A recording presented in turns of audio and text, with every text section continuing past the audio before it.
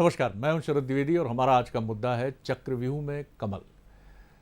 चक्रव्यूह बड़ी दिलचस्प कल्पना कह लीजिए या सच्चाई कह लीजिए, हकीकत कह लीजिए। एक चक्रव्यूह वो है जहां से शायद ये नाम आया, और चक्रव्यूह यानी महाभारत का वो चक्रव्यूह जिसको भेदना दावा यही किया जाता है कि सिर्फ अर्जुन को पता था, और अर्जुन के गर्भस्थ शिशु के तौर पर अभिमन्यु को इसकी जानकारी थी, क्योंकि वो एक विलक्षण बालक थे और गर्भ में रहने के दौरान उनके पिता जब उनकी माता को ये प्रसंग चक्रव्यूह का सुना रहे थे तो एक पक्ष यानी उसको भेदने की कला पूरी उन्होंने सुनी, लेकिन उसके बाद उनकी माताजी सो गईं तो वो उसके आगे की कहानी नहीं सुन पाए। चक्रव्यूह में व्यक्ति भी आता है, संगठन भी आता है, और कोरोना का भी एक चक्रव्यूह है जिसका आप और हम सामना कर रहे हैं, और एक और चक्रव्यूह जो तैयार है आने वाले वक्त में, एक सियासी चक्रव्यूह, वो है बाई इलेक्शंस का चक्रव्यूह, जिसको भेदने की कोशिश कांग्रेस और बीजेपी दोनों कर रहे हैं, और दोनों के लिए ही ये बेहद महत्वपूर्ण है। लेकिन कौन इसमें कामयाब होगा, किसको कामयाबी नहीं मिलेगी, इसका फैसला तो वक्त करेगा। लेकिन इसको लेकर मध्य प्रदेश की सियासत में बहुत दिलचस्प बयानबाजी का दौर ज़रूर शुरू हो गया। सबसे पहले देखिए पूर्व मुख्यमंत्री और पीसीसी चीफ कमलनाथ जी का ये ट्वीट, उसके बाद फिर हम दूसरे पहलू की तरफ आएंगे। पहले देखते हैं पीसीसी चीफ कमलनाथ जी का ये ट्वीट। शिवराज जी, आप समर्थन मूल्य पर गेहूं खरीदी के भले ही बड़े बड़े दावे करें, खूब आंकड़े जारी करें, लेकिन सच्चाई इसके विपरीत है। आज किसान 4-4 दिन भीषण गर्मी में अपनी उपज बेचने के लिए भूखा प्यासा कई किलोमीटर लंबी लाइन में लगा हुआ है। उनकी कोई सुध लेने वाला नहीं है। आगर मालवा में मलबासा के एक किसान प्रेम सिंह की इसी परेशानी और अव्यवस्था से दुखद मौत हो गई। इसकी जिम्मेदार सरकार और उसकी नीतियां हैं। सरकार इस मृत किसान के परिवार की हर संभव मदद करे और जिम्मेदारों पर कड़ी से कड़ी कार्रवाई करे। तो सरकार की नीति पर सवाल उठाते हुए कमलनाथ जी ने ये ट्वीट किया, और दूसरी तरफ बीजेपी ये जानती है जिस तरह कांग्रेस घेराबंदी करने की कोशिश कर रही है ज्योतिरादित्य सिंधिया साहब की, और जब भी सरकार गिरने की बात आती है तो वो ज्योतिरादित्य सिंधिया साहब को निशाना बनाने से बिल्कुल नहीं चूकती है। तो ऐसा लगता है कि बीजेपी की भी रणनीति यही हो गई है कि कमलनाथ जी को केंद्र में रखो और उन्हीं पर निशाना साधो। एक तरफ कमलनाथ जी का ये ट्वीट आया किसानों को लेकर, तो भला मध्य प्रदेश के किसान मंत्री कहें या कृषि मंत्री कहें, कमल पटेल भला कहाँ चूकने वाले थे। उन्होंने ऐसे आक्रामक बयानों की झड़ी लगाई, सुनिए जरा। क्योंकि पिछली बार कांग्रेस की सरकार ने 0.5% कमीशन, जो 1% कमीशन हमारी कोऑपरेटिव सोसाइटी खरीदी मिलती है, मतलब उदाहरण के लिए 1 लाख कुंटल का वेयर हाउस है, 1 लाख कुंटल खरीदा सोसाइटी ने, तो उसको 4620 रुपये पिछली बार समर्थन मूल्य था, तो 46 लाख 20 हजार मिल रहा था, उसमें से 0.5% उन्होंने प्राइवेट वेयर हाउस वालों को दिलवा दिया, वेयर हाउस का कर दिया, एक नियम बना दिए, और उसका खर्चा कितना हो, 20,000 का टेंट, 5,000 का पानी, 5,000 की लाइट, 30,000 खर्च करके उसको 23,10,000 मिल गए। ये भ्रष्टाचार था, और इसलिए अब इनकी जांच करा के FIR कराएंगे, चाहे उसमें कमलनाथ जी हो दोषी तो वो भी जेल जाएंगे, और अधिकारी चाहे प्रमुख सचिव हो वो भी जेल जाएंगे। तो आप देख रहे थे कि कमल पटेल जी के चेहरे का उत्साह किस तरह की, जैसे कोई बहुत महत्वपूर्ण जानकारी उनके हाथ लग गई है, और सामने बैठे जो भी महानुभाव रहे हों, हो सकता है वो मीडिया से भी जुड़े हों, उनकी तरफ भी वो अपनी भाव भंगिमा के साथ इशारा करते हुए कह रहे थे कोई भी हो, कठोर से कठोर कार्रवाई होगी, FIR होगी, चाहे प्रमुख सचिव हों, चाहे पूर्व मुख्यमंत्री कमलनाथ जी हों, कानूनी कार्रवाई उनके खिलाफ होगी। तो मध्य प्रदेश का ये जो राजनीतिक संग्राम है, ये अब पूरी तरह से तैयारी ये भी आकार लेने लगा है, और दोनों तरफ से वार प्रतिवार शुरू हो गए। आज इसी मसले पर हम बात करेंगे और मुलाकात करिए उन मेहमानों से जो हमारे साथ हैं। हमारे साथ हैं बीजेपी के वरिष्ठ नेता, पूर्व कैबिनेट मंत्री उमाशंकर गुप्ता जी, बहुत स्वागत करता हूँ उमाशंकर जी आपका। हमारे साथ हैं कांग्रेस के सीनियर लीडर, पूर्व कैबिनेट मिनिस्टर लखन घनघोरिया जी, उनका मैं स्वागत करता हूं, और साथ ही वरिष्ठ पत्रकार और राजनीतिक विश्लेषक प्रभु पटेरिया जी हमारे साथ हैं, उनका भी मैं स्वागत करता हूं। पटेल साहब, आपने सुनी पक्ष विपक्ष की बात। कमलनाथ जी जहां किसानों के मसले को लेकर हमलावर होने की कोशिश कर रहे हैं, और कांग्रेस की ये कोशिश होगी कि किसान कर्ज माफ़ी और बिजली का बिल, ये दोनों विषय लेकर वो काफ़ी सरकार पर हमले तेज़ करें। वहीं कांग्रेस की कोशिश ये है, खासतौर से दो सीनियर कैबिनेट मिनिस्टर की, कमल पटेल जी की और डॉक्टर नरोत्तम मिश्रा जी की, कि वो कमलनाथ जी की ऐसी घेराबंदी करें कि वो कसमसा कर रह जाएं लेकिन उस चक्रव्यूह से निकल ना पाएं। किस तरह देखते हैं आप दोनों दलों की इस रणनीति को? देखिए शरद जी, राजनीतिक दल जो भी सत्ताधारी है उसका ये फर्ज होता है कि वो पिछली सरकार में यदि कुछ कमियां रही हो तो उसको उजागर करे। कोशिश कमलनाथ सरकार ने भी की थी, 15 महीने की उनकी सरकार थी, उनने भी ई टेंडरिंग से लेकर तमाम तरह की जांच शुरू करने की बात कही थी, कुछ प्रोसेस में भी रही लेकिन अंजाम तक कुछ नहीं पाया। इसके पहले जाए तो जब भारतीय जनता पार्टी की सरकार बनी थी 2003 में, उस समय उमाशंकर जी को बहुत अच्छे से याद होगा, उस समय तत्कालीन मुख्यमंत्री दिग्विजय सिंह के खिलाफ बड़े बड़े आरोप भ्रष्टाचार के लगाए गए थे, जिसको लेकर वो कोर्ट भी गए थे, लेकिन पूरे 15 साल में कहीं कुछ साबित नहीं हो पाया था। और पीछे जाए तो जगतपति जांच आयोग बना था पटवा जी की सरकार के दौरान, उसको लेकर भी कुछ जो काम हुआ था उसको लेकर भी कुछ कंक्रीट हो नहीं पाया। तो ये सियासी दांव पे जरूर माना जा सकता है इसको, क्योंकि 24 चुनाव सामने हैं जिनको कि कांग्रेस और भारतीय जनता पार्टी दोनों दलों को जाना है, और ये चुनाव ही मध्य प्रदेश में किसकी सरकार होगी आगे वो तय करेंगे। तो उसको लेकर ये दांव पे जरूर इसको माना जा सकता है। लेकिन जिस तरीके से भारतीय जनता पार्टी ने 6 महीने के लिए जो पिछली सरकार के काम काज है उसके जांच के लिए कमेटी बनाई है, उसका नरोत्तम मिश्रा ने कहा कि किसान कर्ज माफी में गड़बड़ियां हुई हैं, जिस तरीके के उन्हें आरोप लगाया कि कोरे सर्टिफिकेट बांट दिए गए साइन करके केवल। और अब जो है कमल पटेल ये कह रहे हैं, लेकिन कमल पटेल जी की इस बात में यदि वजन है तो उनकी एक बात बहुत अच्छी है कि उन्होंने कहा कि यदि भ्रष्टाचार हुआ है गेहूं खरीदी में तो जो भी संलिप्त है, चाहे वो मुख्यमंत्री हो, चाहे मुख्य सचिव हो या प्रमुख सचिव, उन तक कार्रवाई होनी चाहिए। तो अभी तक जो कार्रवाइयां हम देखते आए हैं वो निचले स्तर के 2-4 लोगों को निपटा कर खत्म कर दी जाती है, ऊपर के ना तो नेता प्रभावित होते हैं ना आला अफसर प्रभावित होते हैं। तो यदि सरकार की यही मंशा है कि गड़बड़ी को ऊपर तक पकड़ना है तो इसका स्वागत होना चाहिए, लेकिन पूरे मामले में गड़बड़ी है क्या वाकई में, ये चीज समझने की बात है कि सरकार एक जांच आयोग बनाए, जांच कराए इसकी, उसके बाद कार्रवाई करे। बिल्कुल आपने ठीक कहा। और कमल पटेल जी उस राजनीति के उस स्कूल के विद्यार्थी हैं जो कैलाश विजयवर्गीय जी भी उसी स्कूल के माहिर और निष्णात विद्यार्थी माने जाते हैं।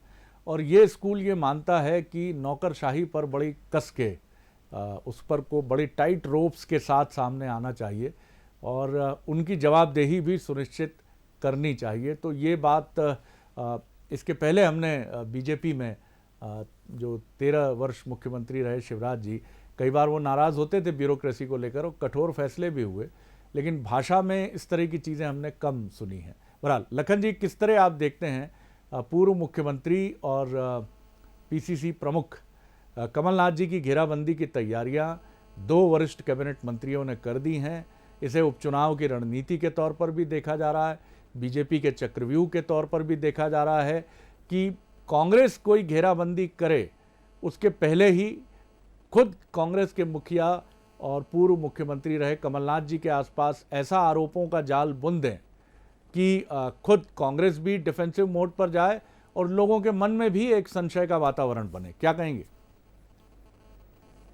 शरद जी, कमलनाथ जी का राजनीतिक जीवन, कमलनाथ जी का सामाजिक जीवन मध्य प्रदेश नहीं पूरे देश की जनता के लिए खुली किताब की तरह है। उनका अनुभव, उनका राजनीति करने की शैली, उनका संयम, उनका धैर्य और उनका संघर्ष युवक कांग्रेस के दौर से लेकर अभी तक ये किसी से छुपा नहीं है जी। लगातार 9 बार छिंदवाड़ा से सांसद होना और एक विकास पुरुष के रूप में पूरे मध्य प्रदेश में पहचान बनाना और इस नौबत तक पहचान बनाना कि लोगों ने वक्त है बदलाव का उनके स्लोगन को स्वीकार किया और उनके छिंदवाड़ा विकास मॉडल को स्वीकार किया। और यही कारण था कि एक जन आदेश समूचे जनमानस ने माननीय कमलनाथ जी के चेहरे को देख के दिया है। बहुत बड़ी, बहुत स्वाभाविक सी बात है, बहुत बड़ा जब चेहरा होता है, बहुत बड़ा व्यक्तित्व होता है तो स्वाभाविक रूप से लोग आलोचना भी करते हैं, आरोप भी लगाते हैं और सियासत में तो ये बातें बहुत लाजमी भी है।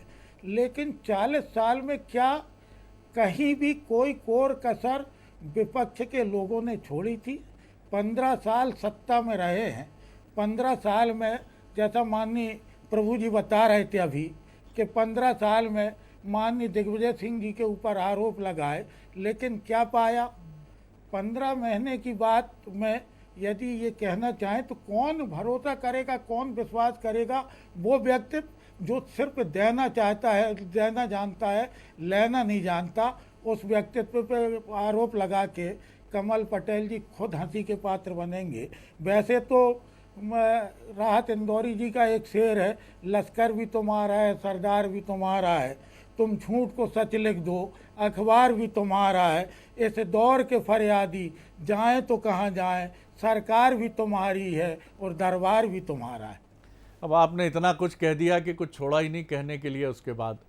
अब ये भी एक बड़ी बड़ी अदा है, क्योंकि जब सरकारें बदलती हैं तो यही शेर बीजेपी का हो जाता है, और जब अब कांग्रेस विपक्ष में है तो ये शेर कांग्रेस का है। लेकिन शेर जो है बड़ा वज़नदार शेर है। बहरहाल उमाशंकर जी की चमकीली मुस्कुराहट बता रही है कि बहुत कुछ कहने के लिए उनके पास भी है।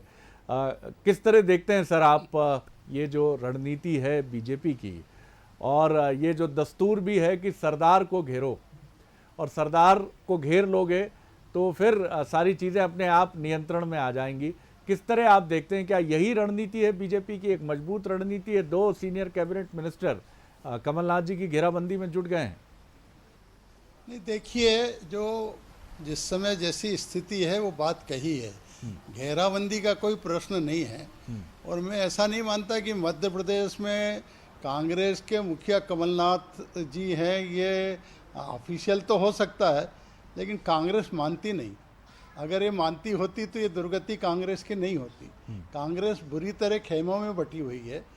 कोई दिग्विजय सिंह जी को मुखिया मानता है, कोई कमलनाथ जी को मानता है, कोई अजय सिंह जी को मानता है, और ये अलग अलग खेमों में बटी हुई है। इसलिए कोई एक सरदार और एक मुखिया नहीं है। और जैसा आप कह रहे हैं कि जहाँ उपचुनाव होना है वहाँ तो मुझे लगता है कि कमलनाथ जी मुखिया है ही नहीं, कांग्रेस का कोई मुखिया ही नहीं बचा है। आदरणीय ज्योतिरादित्य सिंधिया जी का भारतीय जनता पार्टी के साथ आ जाने के बाद वहाँ तो कांग्रेस का कुछ बचा ही नहीं है।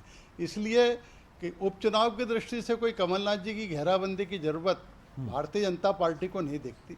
लेकिन एक मुख्यमंत्री के रूप में जो 15-16 महीने में उन्होंने काम किया और उसमें जो गड़बड़ियाँ हुई हैं, उसके लिए अगर जांच होकर उसमें कुछ तथ्य आ रहे हैं तो मुझे लगता है किसी को तकलीफ नहीं होना चाहिए। कांग्रेस की सरकार बनी, एक से लेकर मुख्यमंत्री से लेकर प्रत्येक मंत्री आरोपी लगाता रहा, घोटाले, कोई काम तो किया नहीं उनने कुछ, केवल हमें ये जांच कराएंगे, हम ये कराएंगे। हमने तो उस समय नहीं कहा, हमने कहा जांच कराएंगे तो करा लीजिए। हमने तो कभी ये नहीं कहा कि क्यों कर रहे हो भाई। तो अगर कुछ गड़बड़ नहीं किया तो घबराहट किस बात की है? अगर जांच हो रही है, कमल पटेल जी कुछ कह रहे हैं गड़बड़ हुआ तो जांच हो जाएगी, नरोत्तम जी कुछ कह रहे हैं जांच गड़बड़ हुआ, जांच हो जाएगी। और गड़बड़ नहीं किया है तो आराम से शेर बन के घूमिए, और अगर गड़बड़ किया है तो फिर मुँह छिपाइए। तो इसमें मुझे लगता है घेराबंदी का सवाल नहीं है, क्योंकि उस सरकार के मुखिया कमलनाथ जी थे जिसके समय में ये सारी गड़बड़ियाँ हुई है, और जो मध्य प्रदेश की जनता ने आप हम सबके सामने बड़ी निकटता से देखे। भोपाल में जिस प्रकार का ट्रांसफ़र उद्योग और भ्रष्टाचार चला था, इसके अलावा कोई काम नहीं था, बिना कमीशन कोई काम नहीं होता था, और उसी की परिणति थी विकास ठप हो गया। और ये जो मंत्रियों और विधायकों को कांग्रेस और विधायकी से इस्तीफा तक देना पड़ा, वो भी कारण यही था कि वो जनता के सामने मुंह दिखाने लायक नहीं रह गए थे। ऐसी स्थिति में अगर जो गड़बड़ियां हुई उसके बारे में हमारे मंत्रीगण कुछ कहते हैं तो मुझे लगता है कोई आपत्तिजनक बात नहीं है।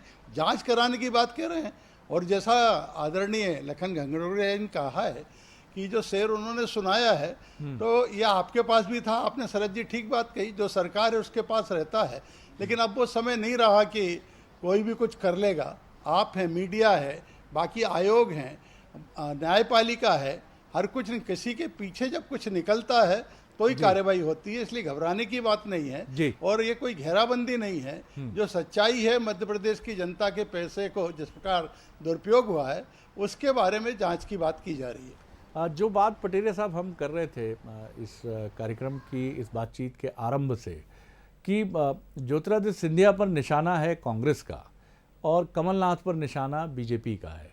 आप कैसे देखते हैं इसको? क्या ये अगर कांग्रेस ज्योतिरादित्य सिंधिया साहब पर उनकी घेराबंदी और उन पर ठीकरा फोड़ते हुए चुनाव मैदान में उतरेगी तो क्या कांग्रेस को इसका कुछ लाभ मिल सकता है, या कमलनाथ की घेराबंदी बीजेपी को फायदा पहुंचा सकती है?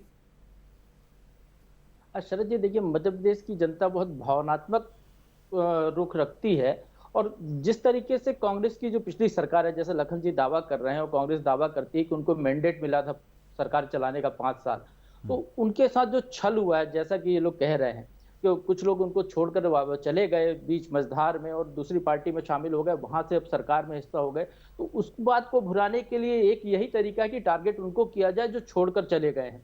उनके नेता चूंकि ज्योतिरादित्य सिंधिया है, जिनके कारण वो लोग छोड़ के आए हैं 22 लोग, तो इसलिए कांग्रेस का टारगेट में सिंधिया होंगे। स्वाभाविक तौर पर उनके प्रभाव क्षेत्र में 16 सीटों पे चुनाव होने हैं, जो उनके प्रभाव ग्वालियर चंबल अंचल की सीटें हैं, जहां से सरकार को खासा सरकार बनाने का खासा वजन आ सकता है।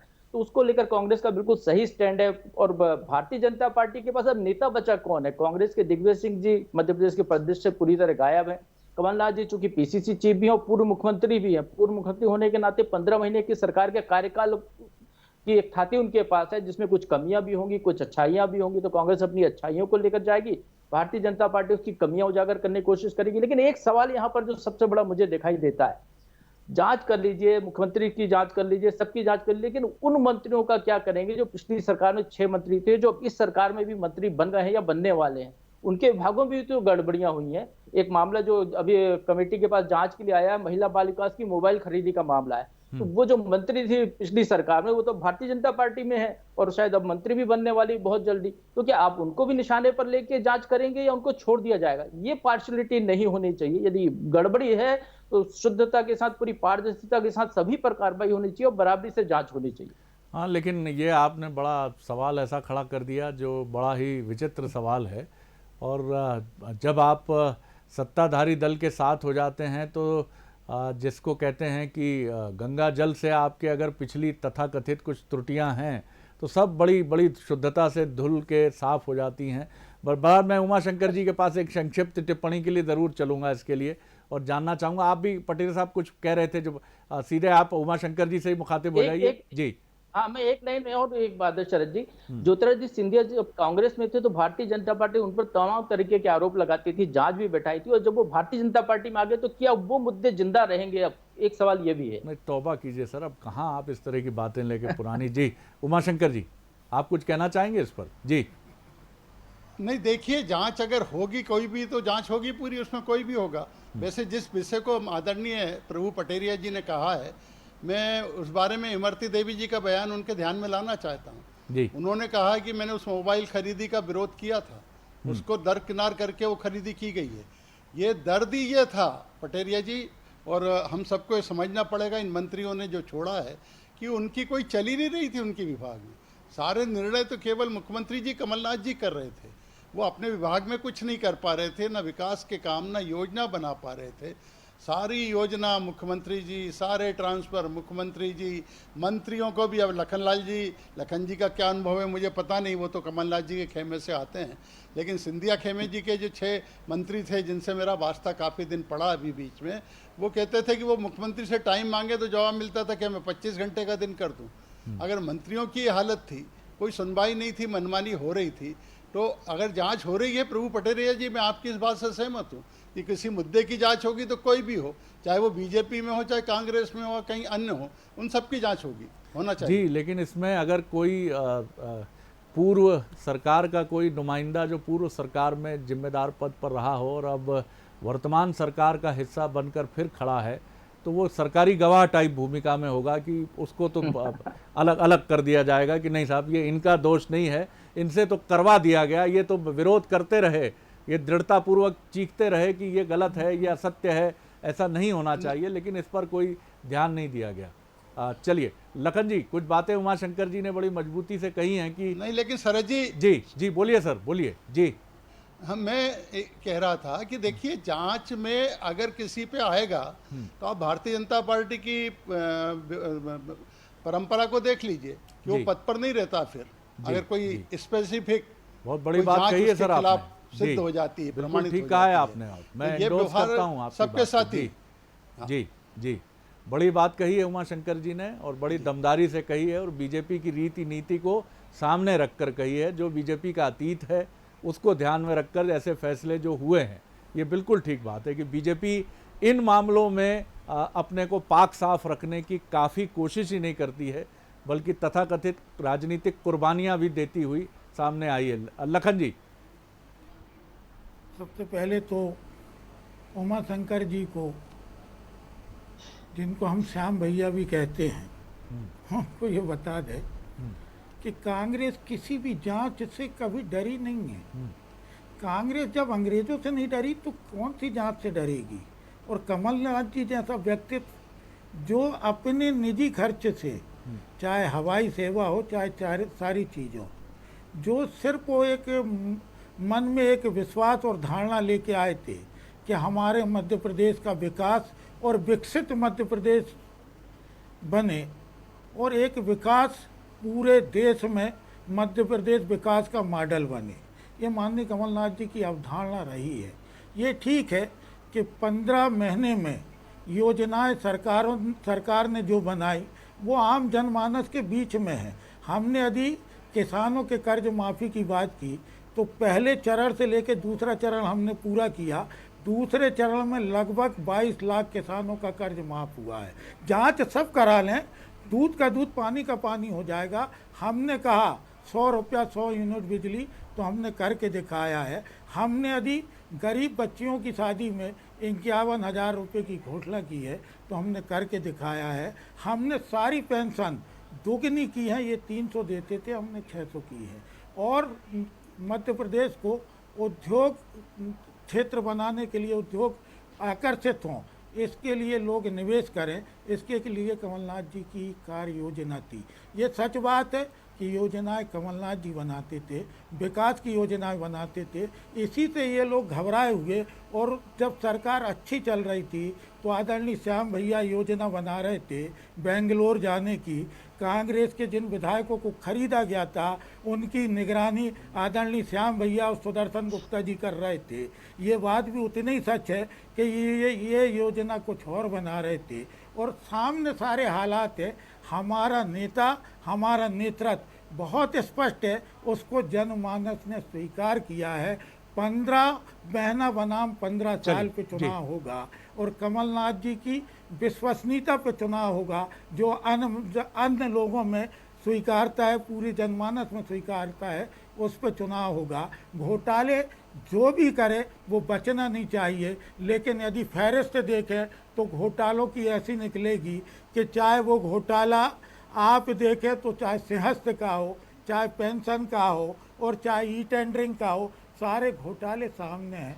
जो घोटालों पे हमेशा राजनीति करते रहे, और तो और यदि बात करें तो आप स्वयं में ना माने अलग बात है, लेकिन जनमानस ने व्यापक देखा है। जी, सबसे बड़ा सवाल यही है कि कुछ प्रश्न हैं जो मैं ज़रूर आप सबके सामने रखूँगा कि चौधरी की हवेली की प्रतिष्ठा एक ही होती है। ये बात हम कई बार कहते हैं।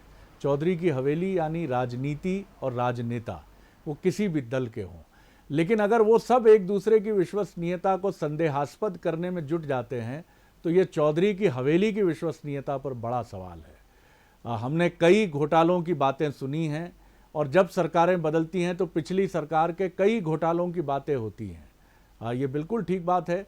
कांग्रेस भी जब आई तो पिछली सरकार यानी बीजेपी सरकार के कई घोटालों की बातें हुई, जांचों की घोषणाएं हुई, लेकिन 15 महीने में ये सारी जांचें मान लीजिए कि हाँफ गईं, या फिर वो जांचों की सिर्फ घोषणाएं थीं, कोई जांच की घोषणा नतीजे तक नहीं पहुंची। और हमने देखा भी है कि इस तरह की जांचें सरकार कोई भी हो, कुछ प्यादों को ज़रूर पकड़ लिया जाता है, लेकिन वज़ीर और बादशाह तक कोई नहीं पहुंचता है या पहुंचना नहीं चाहता है।